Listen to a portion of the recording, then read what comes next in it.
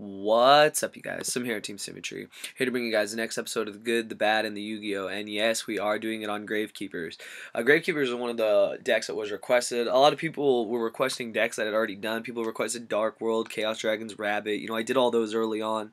And I wanted to talk about Gravekeepers because, for people who don't know, Gravekeepers, I guess after Rabbit was probably one of my most successful decks that I ran.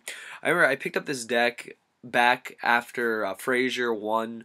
I believe it was Atlanta with Gravekeepers, and then they nuked Gravekeepers to where Tribute went to 2, and the deck completely changed. But the thing is that I've always liked this deck. I've always felt that this deck was solid, and that depending on the format, it could really be like the shining star of the format. Now, the thing is that this format has really changed the way the way Gravekeepers do in the meta, and I'm going to talk about that. And this build here was the build that Justin Ashay, I believe is how his name is pronounced. He took to a top 8 finish at I believe it was YCS Providence, or one of the YCSs. That's the last time we saw Gravekeepers actually top. Like, I have not seen Gravekeepers top any major events since then. It's not saying the deck is bad. It's just saying that the format is so, I guess, I don't want to say defined, but it's so dominated by water and wind up and what do you call it? Water and Rabbit, that this deck just really doesn't see a lot of play. But I think the deck's really good, and I'm going to get into why I feel the deck can still be good in this format. So we're going to start with the basics. What's good about the deck? Everyone knows that Gravekeeper Spy is godlike, basically. You know, 2,000 defense. When it's flipped, you bring out another Gravekeeper. Usually you'll bring out Descendant or you'll bring out Recruiter, depending on what your setup is. I remember when I played Gravekeepers, everyone played Gravekeepers like this. Flip Spy, Search, Recruiter. Next turn, summon Descendant, pop Recruiter, search with Recruiter for Commandant or something, get the Necro Valley, and then your whole shenanigans just start over again. Like, it was ridiculous. Descendant was one of the best cards in the deck, and the deck was decent, but the card that really broke the deck was Recruiter. Recruiter really made it so that the deck could actually do well in the formats, because Samurais had come out, and when the legendary 6 Samurais came out, and with Gateway, it was very hard for decks to combat that deck. So Gravekeepers was actually one of the decks that actually did that, and the way it did that was that if they could get Necro Valley Royal Tribute off against most decks, it would win.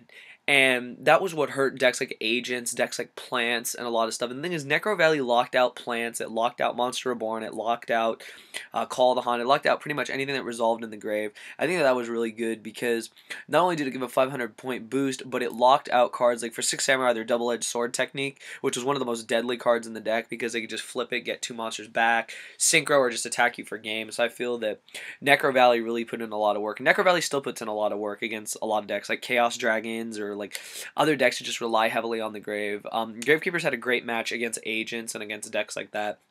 Like, it nuked Infernities just because this deck was just so much superior to that deck. Now, the thing is what else is good about the deck? What's good about the deck is that it's pretty fast. Gravekeepers are pretty fast, in my opinion.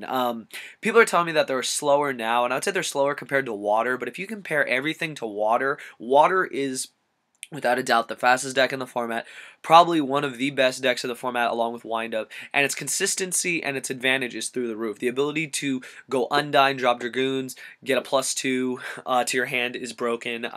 As much as I don't care for the deck, I have to give it its kudos. That makes the deck busted.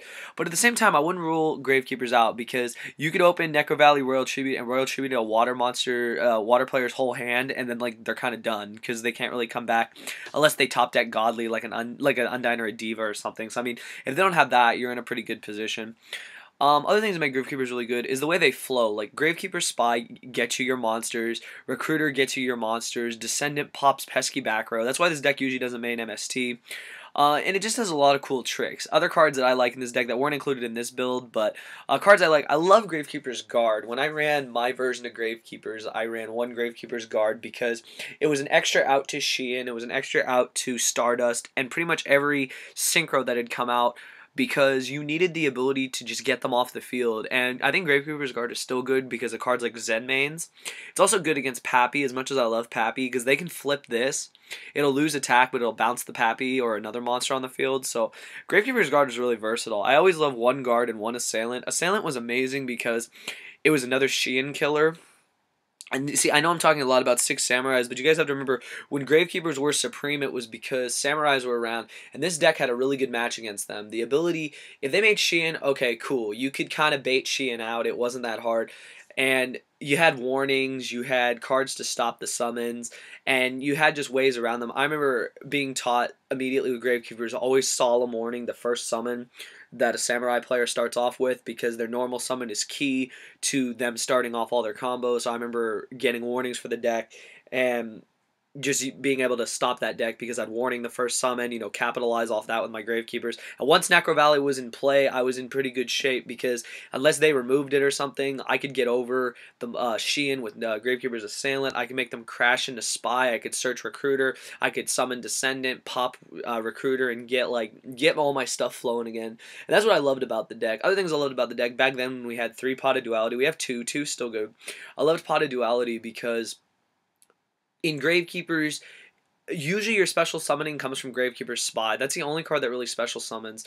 So you could basically just Pot of Duality, get a Spy, set some back row, do a Command It, do a Necro Valley, whatever, and win your game. Other cheap players were dualiting into the Royal Tribute or dualiting into the Necro Valley for the cards you need. It worked out really well. I still remember... in the mirror match, I played one Gravekeeper mirror match when I ran this deck, and people were wondering, when I ran this deck, I never topped a regional with the deck, but I got 2 invites back to back, and one of the invites I didn't even know I was getting. I didn't even know I qualified. I had finished X2, but there were a lot of X2s, and I didn't expect to actually make it, but I did make the cut by like 2 spots, so it was kind of cool.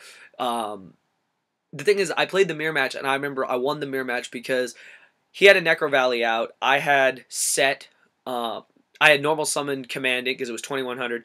He misplayed and summoned Assailant and attacked and used its effect. I'm like, okay. And he didn't realize that they were even, and it cost him the game because of it. So things like that, like little ways to outplay the mirror match were amazing. Like you could capitalize off your opponent's Necro Valley, which I thought was really cool because Royal Tribute would hurt you, but you could always just steal them back. So I feel that there was a lot of synergy with the deck, and it's a deck that I do plan on making again. This isn't, like I said, my current build. This isn't even a deck profile. This is just the deck I had on file here on DN. Other things I liked about the deck, the versatility of Book of Moon with Gravekeeper's Spy. People are talking about Tsukiyomi in the deck. I've thought about Tsukiyomi. It could have some potential with Gravekeeper's Spy. It might conflict a little bit with Royal Tribute, but aside from that, it's still a pretty solid card. Other cards, people talked about Karkar D in the deck. I thought about it for the longest time, and I thought, Karkar D is not that bad. I always liked Karkar D in decks like Inzectors or decks that needed it for like speed and whatever. And I think Gravekeepers could capitalize off Karkar D, but at the same time, it could once again conflict with Royal Tribute.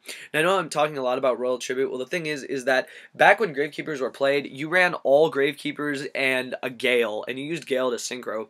And aside from that, like you needed most of your cards to be Gravekeepers so that if you did have to Royal Tribute them away, you could always get them back with Steel. I would hate to lose a Karkar D or an Effect Veiler off of Royal Tribute. So that's one reason why I haven't fully decided on a build yet. But I mean, that's what's good about the deck. Now, what's bad about the deck? What's bad about the deck is Gravekeepers run a lot of traps, as you guys can see. So that means that they can auto-lose to a Royal Decree. And the reason why I say that is that Royal Decree locks out all their big pushes. Their big pushes come from capitalizing off greedy players through Mirror Force or through Torrential. That can really hurt.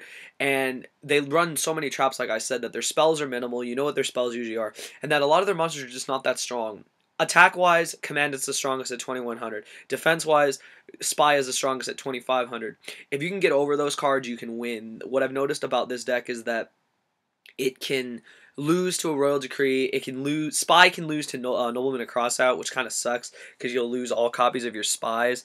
I remember I did that in the mirror match, and the funny thing is that I held my one Spy in my hand when I did it. I forgot to side it completely out, and I ended up like winning because I still had one Spy left in my hand, so I was lucky. But it can lose to that. Cards that also hurt them were I don't know, like the mirror match is whatever, but I feel that the deck gets hurt by, it can get hurt by deck dev because a lot of the cards are 1500 or less, but you can always steal lay them back. But aside from that, the deck is really solid. I would say the other things that are bad is just that water just overpowers them. Like water can completely just destroy Gravekeepers if they don't get their plays going. I've noticed with Gravekeepers is that what's bad is that it takes a couple turns to set up. You need to get to your command it to your Necro Valley. If you're going for the Royal Tribute play, you have to draw into your Royal Tribute. You have to set Spy so you don't have a very aggressive turn. You usually have a very passive, conservative turn where you set Spy, set some back row, or set Recruiter, set some back row. You don't really have a really aggressive play, but I feel outside of that, the deck is pretty solid. Now, what's busted about the deck? Let's be obvious. Royal Tribute is bullshit. Royal Tribute just wrecks so many decks. It destroys water. It destroys, what do you call it? It destroys Chaos Dragons, Chaos Agents, anything with big hands of monsters. And that's what I felt is just really interesting, is that Gravekeepers do that. They do hurt a lot of decks. But at the same time, the one thing that makes them really bad, like makes them horrible, is that if you Royal Tribute against Dark World, you lose. Because if they have monsters, their effects are going to go out, and then you're just going to totally get screwed by that. That's the one thing. I mean, it doesn't happen that often, but man, if you're playing against Dark World and you Royal Tribute, I mean, I pray for you, because it's not a pretty sight at all. But I feel outside of that, the deck's really solid, and that I am going to be working on a build for the deck very soon. All the stuff has come out hollow, which is really cool. And I think the deck just has potential. Just the right build has to be made. People like splashing in Malefic cards like Stardust and Cyber Dragon. It's all personal preference. I feel that standard Gravekeepers is the way to go, and you can add a couple techs here and there. Like, I don't know how I feel about Valor or Karkar-D. I'm going to test them both out and let you guys know. But comment below what you guys think. Is there any Gravekeeper players out there besides myself? What do you guys think of Gravekeepers? Do you think Gravekeepers have the potential of coming back? Do you think that the deck is going to need like a push? Is it going to need a slower format? You know, what is it going to need to come back and be one of the best decks of the format? I forgot to talk about, but other cards you can add are Wonder Wand. I like Wonder Wand only with Recruiter, because it'll make it extra 500, and then you tribute it, you draw 2, and you search. That's really good. But outside of that, I think the deck is pretty solid, and I think that just with the right build, the deck can do well. So let me know what your comments below. You know, thumbs up the video, 150, 200 plus likes for the next episode.